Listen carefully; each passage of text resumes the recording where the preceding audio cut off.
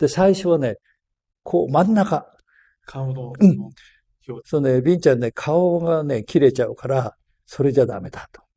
で、そのままの形で、一番やりやすい方法どうかす。右に持ってきたのが楽ですよ。で、じゃあこれでやってみようと。そう、最初はちょっと疲れるんでね。このぐらい、こんな感じでやってた。じゃあ、それじゃカラータイマー見えないよ。で、上にナップする。で、いい形ができた。あ、ビーちゃんそれでいいよ。それ行こう行こう。で、中野さんも、あ、いいよ。動かなきゃそれでいいよ。っていう風にできたのが、スメッシュ無光線。いやこれ、だから、何時間もかかったんですよ。僕は、その間、脱いだり着たり、脱いだり着たりして。しながら、はい。印象をつけて、はい。それを、ポーズを決めて、ええ。顔の正中線の真ん中から横にずらしたりとかっていう。はい。なるほど、なるほど。だから、一番簡単なのはね、要するに、殿下のフォートは最後に出すんだよ。水戸黄金方式。そうそう。それで、力道山のあの形のかっこいいね、空手の形をやろうよっていうのは僕の発想だったんで、それはもう子供の時から力道山が好きで好きでね、しょうがないと、あのヒーローが。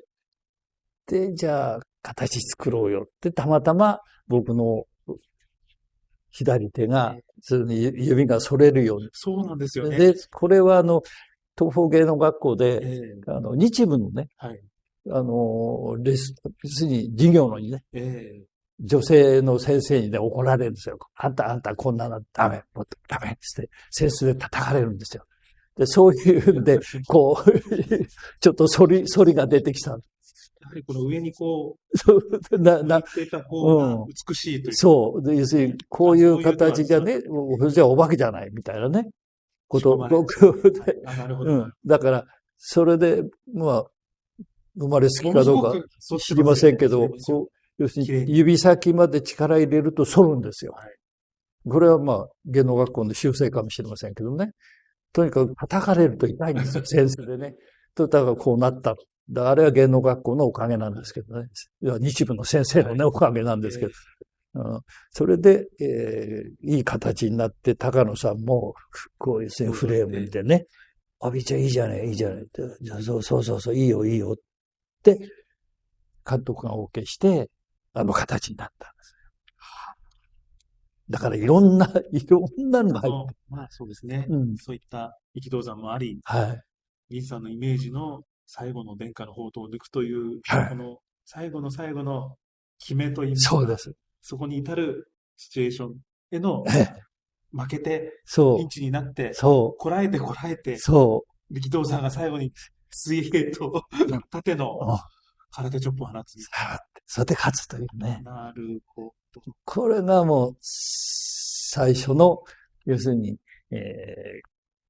力道山の空手で、それに僕の日舞で使って、この反りと、これで完璧になったんです。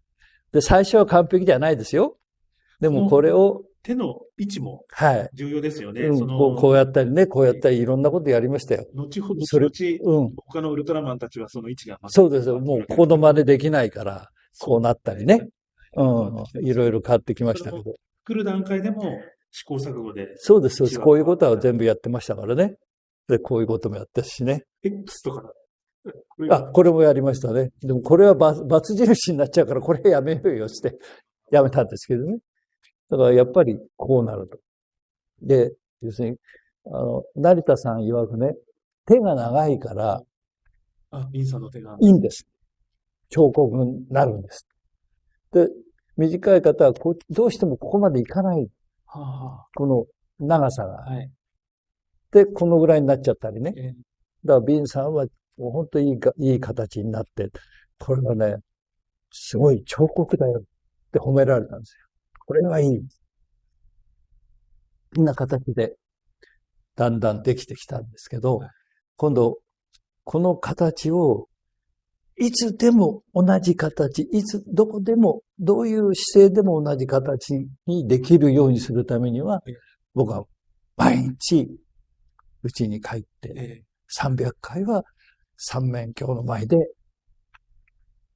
いろんな角度を見ながら、はい、練習したんです。だから、未だにね、トイレ、デパートのトイレ、公衆トイレ、大きい鏡があると必ず習慣ができてきたというね。未だにやってますけどね。だから、そういう意味では、スペシウム光線っていう、この形ができるまではやっぱり大変な努力をしましたね。これだけは褒めてほしいと思います。僕はね。本当にでも、ウルトラマンといえば、誰でも当時ね、写真を子供たちがウルトラマンの真似をして撮れば、スペシウムのポーズを撮るというぐらいね。そうですね。ウルトラマンにはそういう拳銃もなければ、何もないけれども、何にもない。このポーズがウルトラマンを象徴するという。はい。これはね、後々各シリーズ、ね、ウルトラマン何々のシリーズで必ず使う時もあるしね。使わない時もあるし。でも、この形ができるまではやっぱり皆さんの撮影現場の皆さんのおかげだしね。で、それを僕が一日300回一生懸命自分の体の中に染み込ませたというね。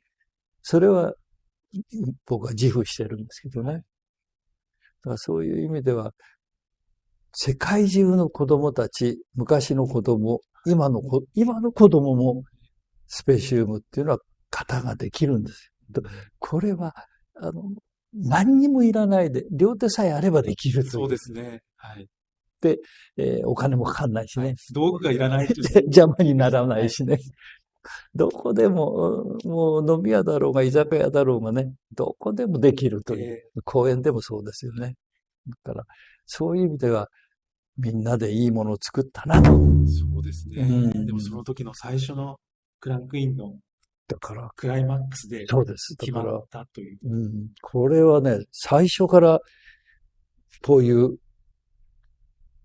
やっぱり力道山のおかげかな。はい。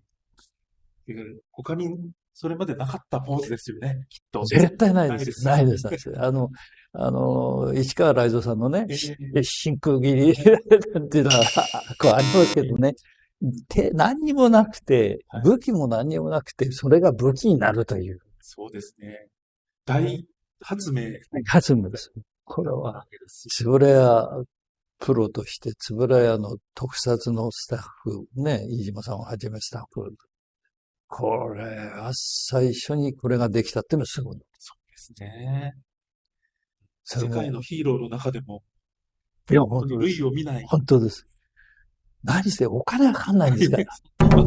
やる分には。何にもないんですから。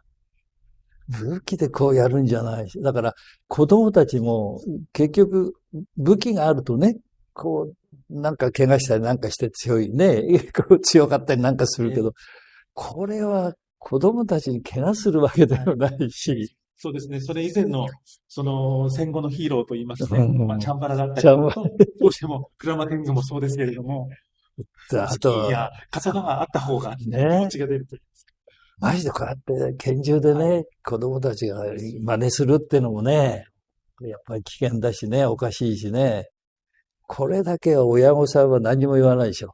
何の危険もない。それをパッと見ただけでウルトラマンだってわかるとすごいです。ね。これはね、やっぱり世界の、特撮の文化かなって今では思ってるんですけどね、やっぱこれは世紀の本当大発明だと思う。本当ですね。だった見方をおっしゃいますとね、本当に戦後の何もない焼け野原から生まれた、例えばなんていうんですか、力道山にしても、外人の、外国人のレスラーに小さい体で立ち向かっていく。そういうところが、またね、素手で空手チョップを、そういうところがまた、オリジンにあることを思うと、より何か、胸が熱くなるものを感じてしまいますけれど。反則して勝つわけじゃないですからね。空手だけで勝つというね。それがウルトラマンのやはり精神にもなんかこう通じてるような気がと思います。最後の最後。